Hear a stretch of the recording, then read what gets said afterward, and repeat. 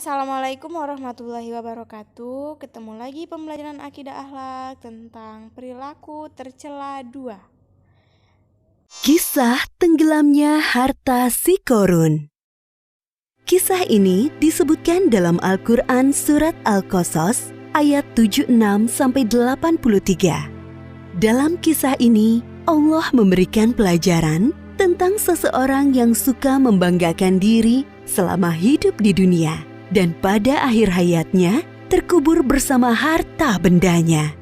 Alkisah, di suatu daerah dekat Mesir, hiduplah seorang laki-laki yang sangat miskin bernama Korun.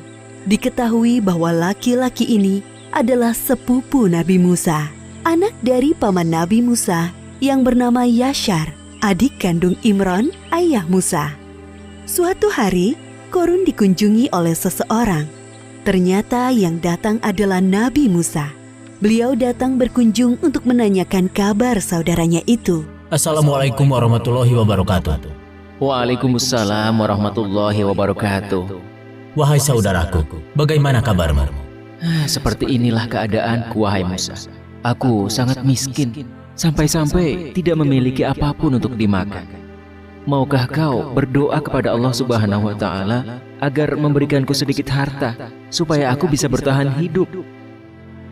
Mendengar hal tersebut, Nabi Musa sangat iba dan berdoa kepada Allah agar saudaranya Korun diberi kecukupan harta. Dan permintaan itu dikabulkan oleh Allah. Hari demi hari, kekayaan Korun semakin berlimpah karena ia menguasai ilmu jual beli perhiasan.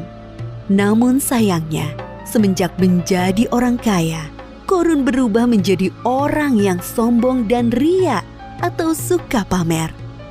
Wahai Korun, aku diperintahkan oleh Musa agar kau menyedekahkan sedikit dari hartamu untuk kepentingan amal. Enak saja, semua harta ini aku kumpulkan dengan susah payah dan kalian datang untuk memintanya dengan mudah. Kau sangat sombong, wahai Korun. Kami hanya meminta sedikit untuk diberikan kepada orang yang membutuhkan. Lagi pula, kekayaanmu tidak akan bertambah tanpa seizin Allah. Berani sekali kau berkata seperti itu. Pergilah, jangan datang lagi kemari. Kedua utusan Nabi Musa meninggalkan rumah Korun dan melaporkan kejadian itu kepada Nabi Musa. Hartaku sungguh sangat banyak. Tidak ada seorang pun yang bisa mengambilnya dariku. Sekarang, aku adalah satu-satunya orang terkaya di Mesir. Setiap hari, Korun selalu membanggakan dirinya. Ia sering berjalan-jalan keluar istana, mengenakan pakaian mewah, dikawal oleh para pria perkasa untuk berkeliling memamerkan kekayaannya. Untuk membawa kunci-kuncinya, tak sanggup hanya dengan satu pelayan yang berotot kekar. Wah, lihatlah Korun itu. Sekarang ia sangat kaya. Jubah yang dikenakannya berlapiskan emas yang sangat berkilau. Benar, saudara. Tapi sayangnya dia sangat sombong. Ia lupa bahwa semua harta itu milik Allah dan akan kembali kepada Allah. Nabi Musa dan pengawalnya mendatangi Korun di sebuah pasar tempatnya berjual beli emas. Wahai Musa, apa yang membuatmu jauh-jauh datang menemuiku? Kalau kau kesini hanya untuk meminta emas-emasku, sebaiknya pulanglah.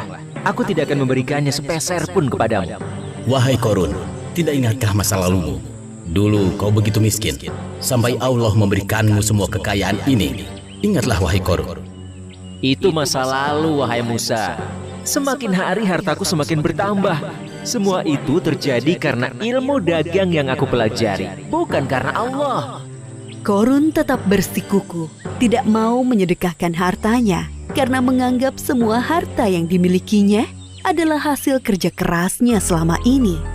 Aku akan mengatakan kepada semua orang bahwa Musa akan mengambil seluruh harta yang aku miliki. Aku hanya mengingatkanmu, karena dalam setiap harta yang kita miliki, terdapat 2,5% hak orang miskin di dalamnya. Aku mengingatkanmu, jangan bersikap sombong dan membantu orang lain yang membutuhkan. Sekiranya kau tidak berkenan, Allah akan mengambilnya dengan sangat mudah, seperti saat Allah memberikannya. Pergilah, wahai Musa, kau hanya menggangguku. Sepeninggal Nabi Musa, kesombongan Korun semakin bertambah. Bahkan ia merampas harta orang lain untuk menambah kekayaannya. Sampai suatu ketika datang azab dari Allah. Tiba-tiba langit menjadi gelap, bumi bergemuruh, dan barang-barang di rumah Korun bergetar. Apa yang terjadi, wahai pelayan? Terjadi gempa bumi, tuanku. Apa? Bagaimana ini bisa terjadi? Bagaimana dengan hartaku? Pelayan, selamatkan hartaku. Oh, emas-emasku, berlian pujaanku, perhiasan mewahku yang sangat berharga. Semuanya harus aku amankan sebelum Sempat menyelesaikan ucapannya, lantai rumah Korun terbelah menjadi 2 bagian. Begitulah akhir kisah Korun yang sombong. Gempa bumi melenyapkannya ke dalam tanah bersama harta bendanya.